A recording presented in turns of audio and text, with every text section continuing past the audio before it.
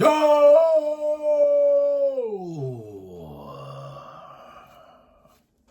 Cold down here. But yeah, I'm a little hot. Roll the sleeves up. It's good, y'all. It's Project Man. And tonight is about 9 p.m. my time right now. I know this mic ain't connected to the phone, but you know, I still like to hold the microphone.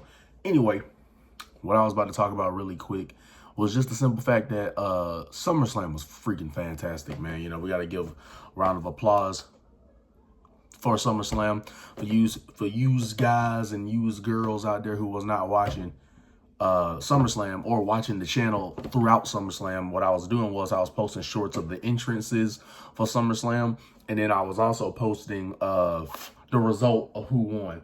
That's what I was doing on YouTube Shorts and TikTok. But anyway, let's get to the meat of the matter.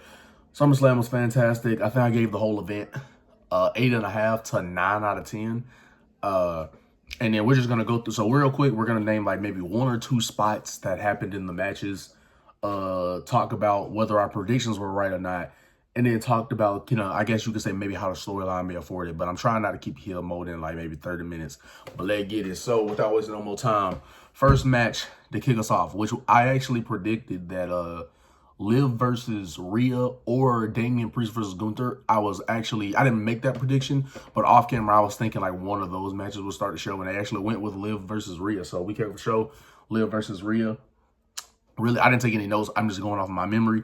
So real quick, in terms of just stuff I remembered in this match, like I said, we go over like 1 or 2 spots. So here we go.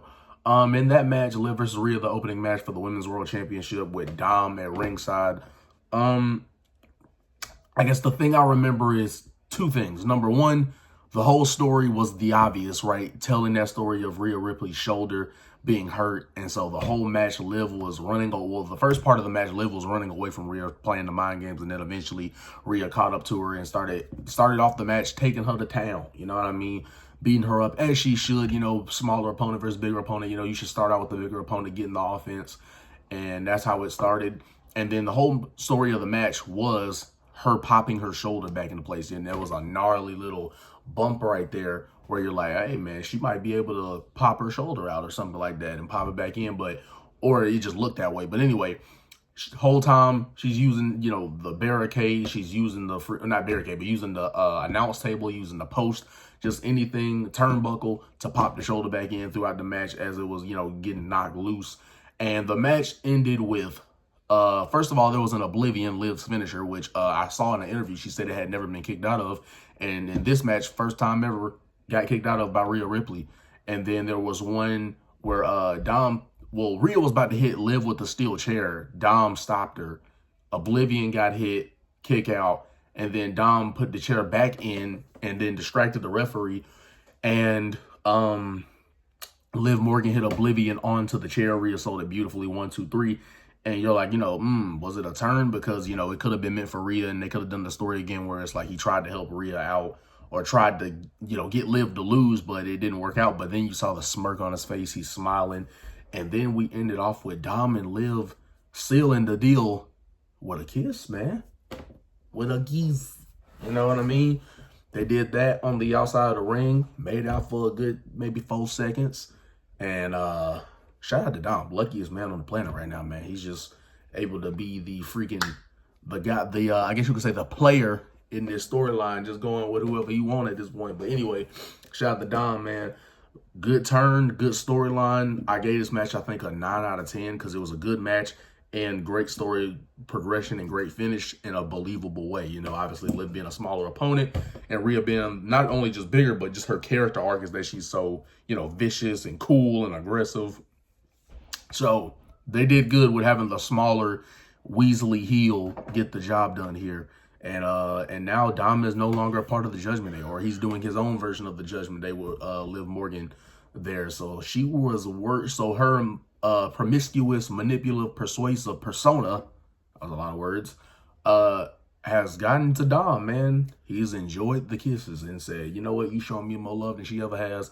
Let's do it. You know what I mean? But anyway, moving on. Great way to start off the show. I gave it about a 9 out of 10. Second match was Braun Breaker versus Sami Zayn. Now, not much to remember from this match. All I remember was the finish, which was Sami went for a haluva kick. Braun Breaker hit him with a spear. and then he hit him with the spear where he hits one set of the ropes, hits the other set of ropes, and then spears Sammy out of his boots. And the match ended in about I think it was like 5 to 6 minutes, somewhere around there, and boom, that was it. Now, this match I gave like a 6.5, maybe close to a 7. Only because on one hand, it's like, yeah, it wasn't the banger you thought you were going to get, like how they had a good match at Money in the Bank. It wasn't like, you know, you're thinking they're going to maybe try to do a better match than that. And you're thinking because Sammy beat Gunther in a hard-hitting match, you're thinking that this match is like Braun Breaker's going to have to really work to put this guy away. But no.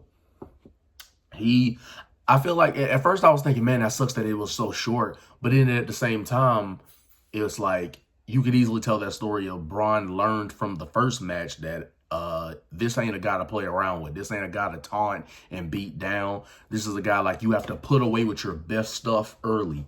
So I feel like you kind of tell that story of not only Braun being more vicious, but you also tell that story that like he learned from his last match that you have to put this guy away quick.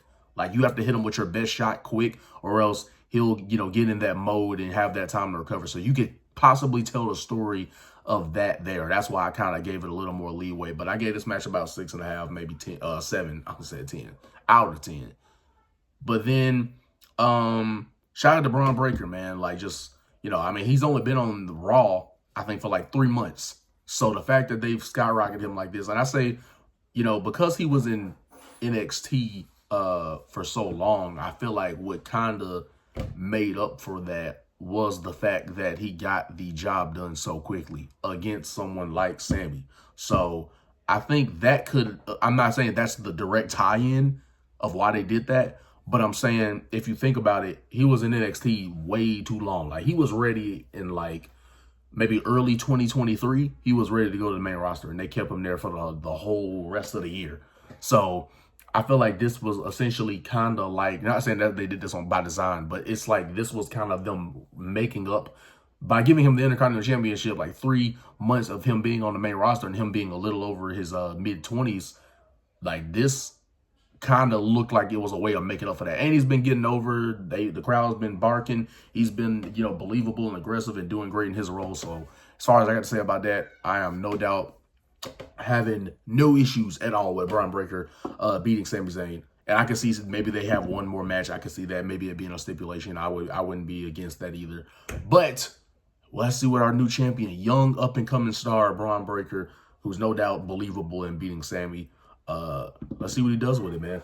But elevating some young talent, and then we move on to our next match, which, if I'm not mistaken, I think either LA Knight and Logan was next, or this LA Knight and Logan, and then Nia Jax and Bayley. I forget which one came first. I think it was LA Knight, Logan Paul next. I think LA Logan was next. LA versus Logan, I think, was next. And so it started off with two things. It started off with, obviously, Logan had his entrance and brought out freaking MGK of all people, Machine Gun Kelly of all freaking people, as the Cleveland surprise, you know, for the Cleveland homeboy type of thing. But